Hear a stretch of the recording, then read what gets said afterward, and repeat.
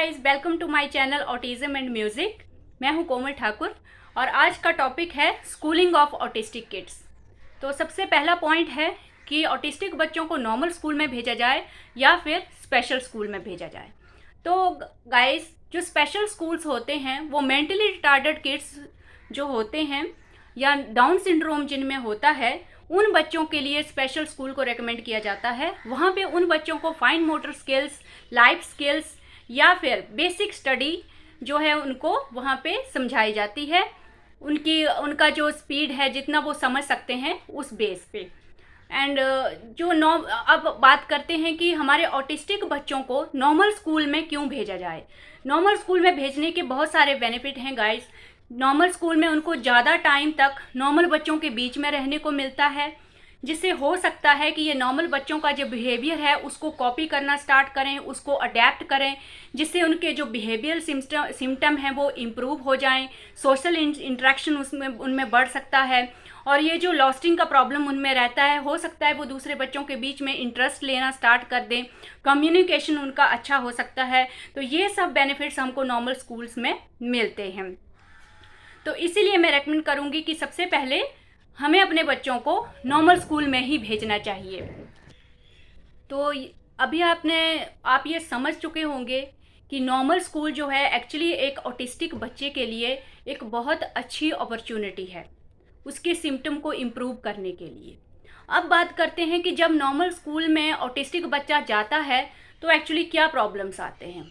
तो स्टार्टिंग में बहुत ज़्यादा प्रॉब्लम आता है सबको, टीचर्स को भी, पेरेंट्स को भी और बच्चे को भी।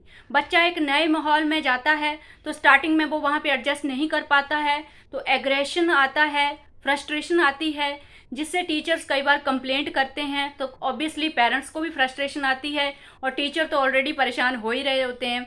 और इसमें गलती टीचर्स की नहीं है गाइस। एक्चुअली होता क्या है, हमारे बच्चे कई बार हाइपर हो जाते हैं नए माहौल में जाके, तो हम लोगों को की भी एक सोशल रिस्पॉन्सिबिलिटी है। एक्चुअली उसकी वजह से पूरा क्लास डिस्टर्ब होता है। तो ये बात को ध्यान में रख के हम लोगों को एक्चुअली दूसरे बच्चों का भी सोचना है। हाँ, ऐसा नहीं होना चाहिए कि हमारे बच्चे की वजह से जो दूसरे बच्चे हैं उनको डिस्टर्बेंस हो। ये कोई नहीं चाहता है, ना टीचर ना खुद हम। तो ऐसे में आपको क्या करना चाहिए? ऐसे में एक ही सोल्यूशन है गाइस कि हम सब मिलकर काम करें। टीचर्स के साथ आपको कोऑपरेशन करना है। टीचर्स जो बोलते हैं आपको वो फॉलो करना है। समटाइम्स आपको टाइम रिड्यूस करने के लिए बोलते हैं कि आप थोड़े टाइम के लिए बच्चे को बिठाइए, फिर धीरे धीरे टाइम उसका इंक्रीज़ किया जाता है। तो कई बार बच्चा जो है वो धीरे धीरे उस टाइम के साथ सेटल होना स्टार्ट कर देता है। या फिर कई बार आपको बोला जाता है, बच्चे कुछ ज़्यादा ही हाइपर होते हैं तो बोला जाता है कि आप साथ में बैठिए या आप स्कूल के बाहर बैठिए। तो आपको आर्ग्यूमेंट नहीं करने हैं गाइज, वो हमारे बच्चे की भलाई के लिए ही बोल रहे हैं। तो सबसे पहली बात तो ये कि आप इसको पॉजिटिव तरीके से लें। हमारे बच्चों को वहाँ पे रहने को मिल रहा है, नॉर्मल बच्चों के बीच में टाइम स्पेंड करने को मिल रहा है और हो सकता है धीरे धीरे टाइमिंग इंक्रीज़ करने से उस बच्चे में इम्प्रूवमेंट आए और वो स्कूल में सेटल हो जाए। तो ये आपको ध्यान में रखना है। एक पॉजिटिव अप्रोच आपको अपनानी है टीचर्स के लिए। नेक्स्ट, अब हम बात करते हैं कि ऑटिस्टिक बच्चों के लिए नॉर्मल स्कूल में क्या क्या फैसिलिटीज़ होती हैं। तो सबसे पहला तो गाइस, आपको एक काम करना है कि जब भी आप बच्चे को स्कूल में एडमिशन कराने के लिए लेके जाते हैं तो आपको उनको पूरा इन्फॉर्मेशन देना है ऑटिज़म के बारे में कि हमारे बच्चे को क्या प्रॉब्लम है।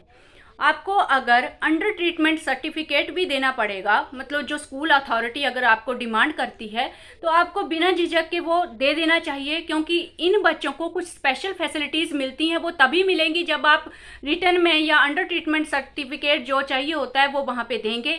और एक और बात गाइस, ये जो इन्फॉर्मेशन है वो सीक्रेट ही रखी जाती है, ये दूसरे पेरेंट्स को शेयर नहीं किया जाता है। तो आप बिल्कुल भी इस बात से ना डरें और फ्यूचर में भी इस बात का कोई लॉस नहीं होता है। तो हमको ये सब जो है बिना किसी हेजिटेशन के सारा इन्फॉर्मेशन उनको देना है। तो नेक्स्ट ये हो जाता है गाइस कि आगे चल के अगर आपने स्कूल में ये इन्फॉर्मेशन दिया है रिटर्न में, तो जैसे 9th-10th में ये बच्चे जाते हैं तो इनको एक राइटर मिलता है बोर्ड एग्ज़ाम के लिए, तो वो फैसिलिटी भी आपको मिल सकती है। एंड एक और फैसिलिटी होता है कि ये बच्चे आगे चल के, अभी सुनने में आ रहा है कि जो मैथमेटिक्स है उसको ये बच्चे स्किप कर सकते हैं।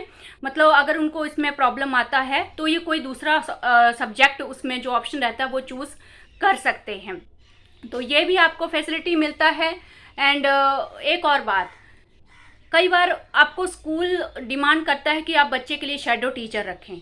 तो शेडो टीचर, अगर आप फाइनेंशियली अच्छे हैं तो शेडो टीचर रख सकते हैं।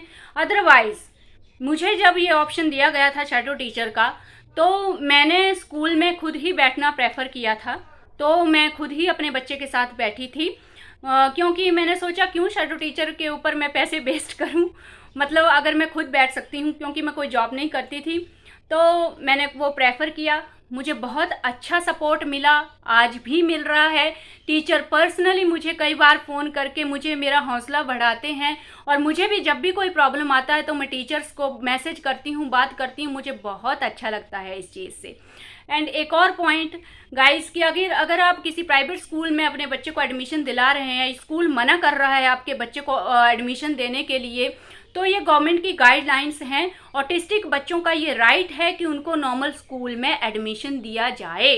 तो अगर कोई स्कूल मना करता है तो आप लोग उन गाइडलाइंस का मतलब जो है वो हेल्प ले सकते हैं। तो कोई भी आपको उस चीज़ में मना नहीं कर सकता है। तो ये सब सारी बातें आपको ध्यान में रखनी है। और अब अभी आपको क्लियर हो चुका होगा कि हमारे ऑटिस्टिक बच्चों को नॉर्मल स्कूल क्यों जाना चाहिए। तो इसके बहुत सारे फ़ायदे हैं गाइस, लेकिन एक ध्यान में बात आपको हमेशा रखनी है, आपको स्कूल अथॉरिटी के साथ कोऑपरेशन करना है। आपको अपना भी थोड़ा सुनाना है, उनका भी थोड़ा सुनना है, मतलब बीच बीच में से रास्ता निकालना है। कई बार हम लोग फ्रस्ट्रेशन होती है, स्टार्टिंग में शायद मैंने भी किया था, लेकिन अभी मैं अपने एक्सपीरियंस से आप लोगों को बोलती हूँ कि यही सबसे बेटर जो रास्ता है वो यही है कि हम लोग स्कूल अथॉरिटी के साथ कोऑपरेट करें, और बहुत अच्छे रिजल्ट आते हैं। आपको टेंशन नहीं लेना है। बस ये जो मैंने पॉइंट्स बताए हैं ये आपको दिमाग में रखने हैं अपने, तो कोई टेंशन नहीं लेना है। So thank you for today.